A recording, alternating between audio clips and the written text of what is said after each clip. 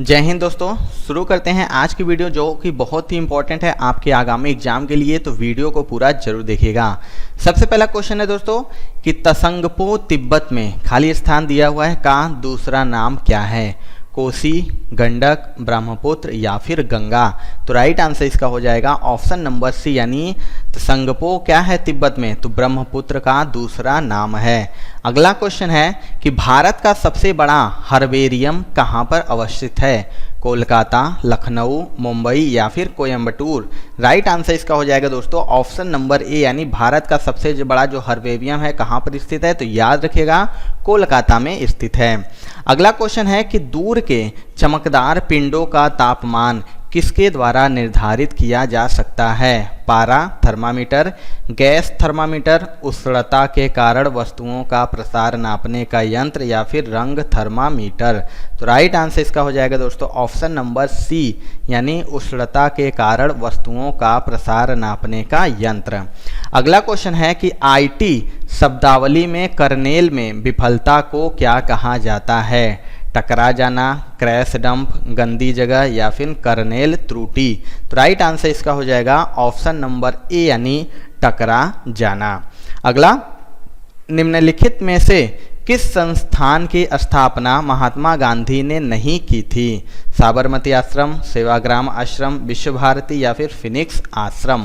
तो right answer इसका हो जाएगा ऑप्शन नंबर सी, यानी विश्व भारती जो कि संस्थान थी उसकी स्थापना महात्मा गांधी के द्वारा नहीं की गई थी। इसके अलावा जो साबरमती आश्रम है, सेवाग्राम आश्रम है और फिनिक्स आश्रम, इसकी स्थापना महात्मा गांधी ने की थी।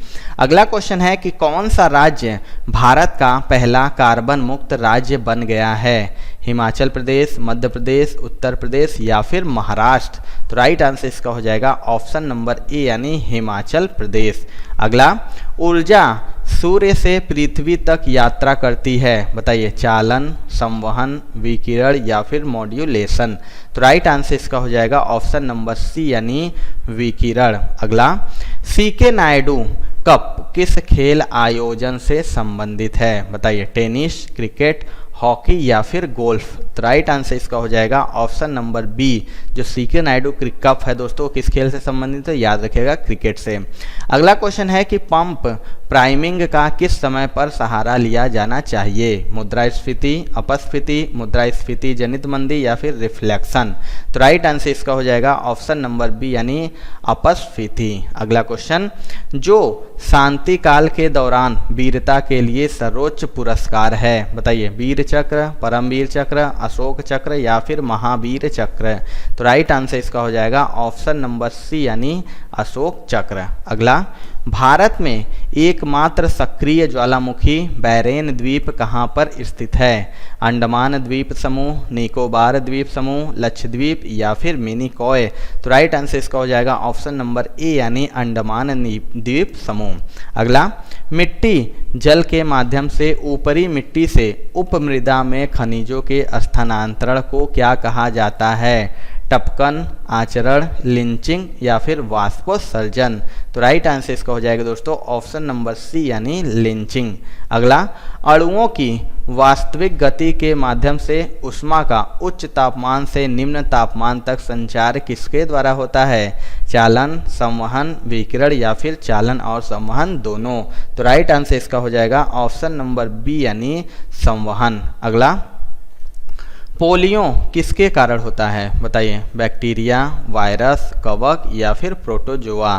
तो राइट आंसर इसका हो जाएगा ऑप्शन नंबर बी, जो पोलियो होता है दोस्तों वायरस के कारण होने वाला रोग है। अगला क्वेश्चन है कि कौन सा देश सबसे बड़ा सिंगल अपर्चर रेडियो टेलीस्कोप बनाने की प्रक्रिया में है? जापान, चीन, यूएसए या फिर रूस। तो राइट आंसर इसका हो जाएगा ऑप्शन नंबर बी, यानी चीन। अगला, कोवाडा परमाणु पार्क परियोजना किस राज्य में स्थापित करने का प्रस्ताव है? राजस्थान, उत्तर प्रदेश, आंध्र प्रदेश या फिर कर्नाटक।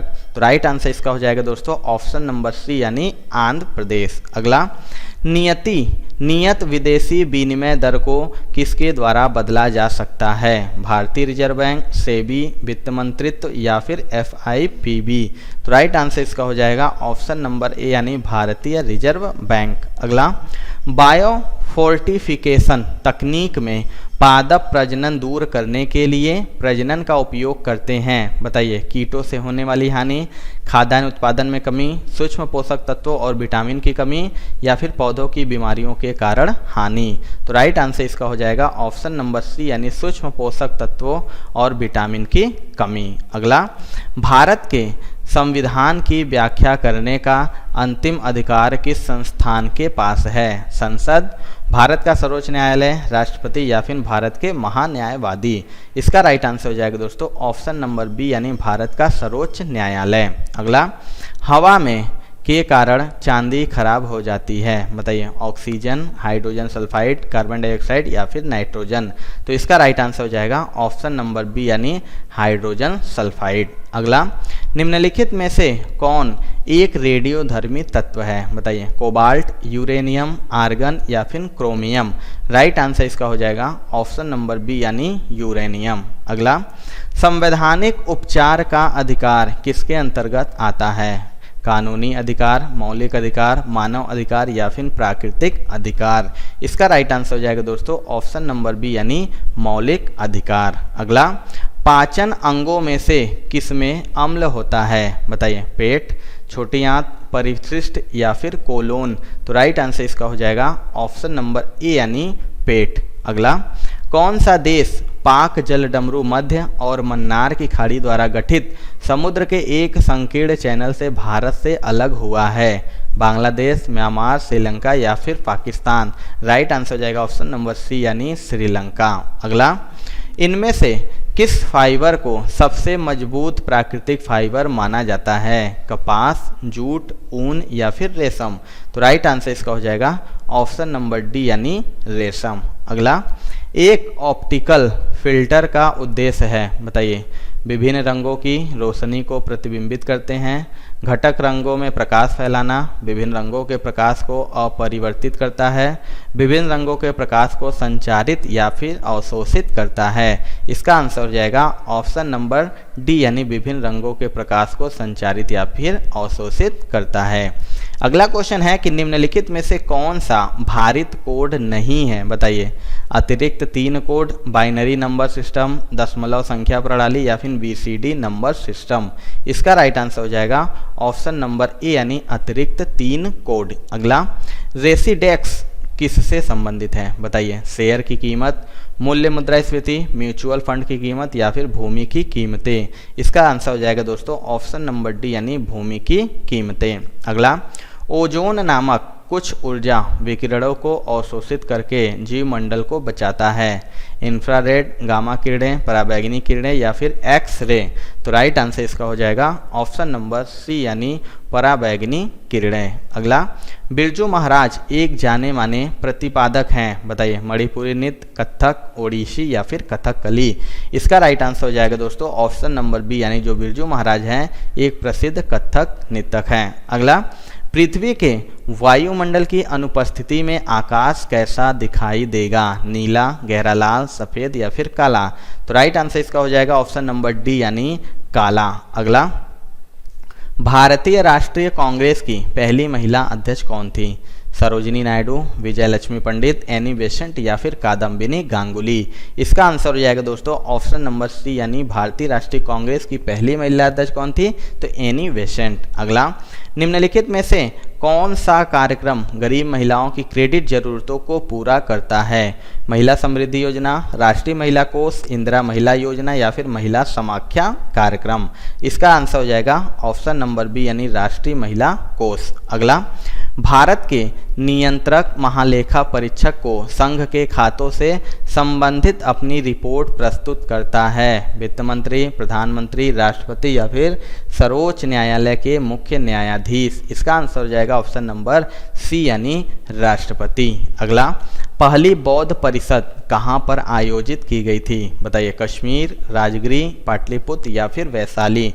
इसका आंसर हो जाएगा दोस्तों ऑप्शन नंबर बी, यानी राजगृह। अगला, भारत में किस राज्य में जन्म दर सबसे कम है? बताइए, केरल, उत्तर प्रदेश, बिहार या फिर पश्चिम बंगाल। इसका आंसर हो जाएगा ऑप्शन नंबर ए, भारत में केरल राज्य में जन्म दर सबसे कम है। अगला, सार्क का सचिवालय कहाँ पर स्थापित किया गया है? बताइए, वाशिंगटन, काठमांडू, हेग या फिर नई दिल्ली। राइट आंसर इसका हो जाएगा ऑप्शन नंबर बी, जो सार्क का सचिवालय है दोस्तों वो काठमांडू यानी कि नेपाल में स्थित है। अगला, हिमालय की सबसे बाहरी सीमा को क्या कहा जाता है? काली, शिवालिक, देहरादून या फिर कुमायूं। इसका आंसर हो जाएगा ऑप्शन नंबर बी यानी शिवालिक। अगला, आमतौर पर भारतीय पुनर्जागरण का जनक किसे माना जाता है? रविन्द्रनाथ टैगोर, राजा राममोहन राय, महात्मा फुले या फिर एमजी रानाडे। इसका आंसर हो जाएगा ऑप्शन नंबर बी यानी राजा राममोहन राय। अगला, प्रायद्वीपीय भारत की सबसे लंबी नदी कौन सी है? बताइए, नर्मदा, गोदावरी, महानदी या फिर कावेरी। इसका आंसर हो जाएगा ऑप्शन नंबर बी यानी गोदावरी। तो दोस्तों ये थी आज की वीडियो। आपको वीडियो कैसी लगी कमेंट करके दोस्तों जरूर बताइएगा। वीडियो अच्छी लगी होगी तो आप सभी से रिक्वेस्ट है कि वीडियो को लाइक जरूर कर दीजिएगा एंड चैनल पर नए होंगे तो सब्सक्राइब जरूर कर लीजिएगा। मिलते हैं दोस्तों अपने अगले वीडियो में, तब तक के लिए जय हिंद।